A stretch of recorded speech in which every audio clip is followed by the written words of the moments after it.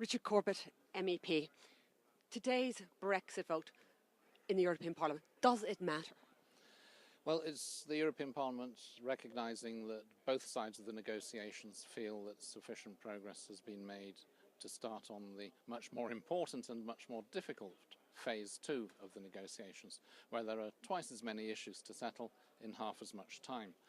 That doesn't mean MEPs are particularly optimistic about that second phase, especially when they, and you've heard that in the debate probably, when they see what the British government or certain ministers have been saying back home about it, where they say, oh yes, this first reading deal, well, it's not legally binding, and the word alignment has no legal significance, and we can still wriggle out of the payments that we've agreed we owe.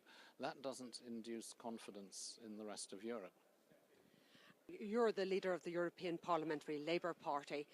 What are your MEPs saying to you about how the view in the public is of what has been agreed in this first phase?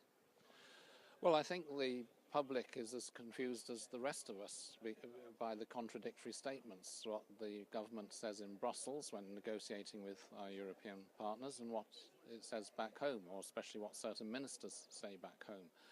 And I think people are also quite shocked to learn that as we start on this second phase, the cabinet, the government, has not yet, believe it or not, had a discussion, let alone an agreement, on what it wants to secure as the final status negotiations. What is it aiming for?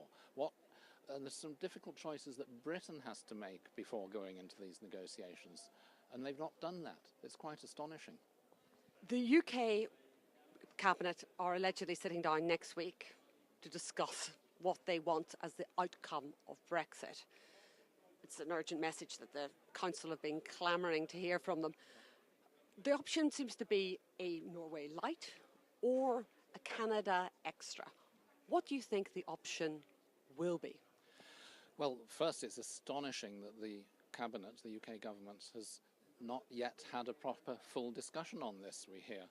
So Britain hasn't yet decided what it wants to secure in these negotiations. 18 months after the referendum, it's amazing.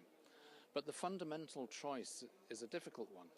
Either you leave the single market and the customs union and negotiate some sort of free trade deal as best you can, a sort of Canada model, which risks a huge economic downside to Britain, or you try and stay close to the single market and the customs union, possibly in the single market and the customs union, in which case you minimise that economic damage, but you become a rule taker, not a rule maker. You have to accept to follow the common rules of the common market, which you no longer have a say on.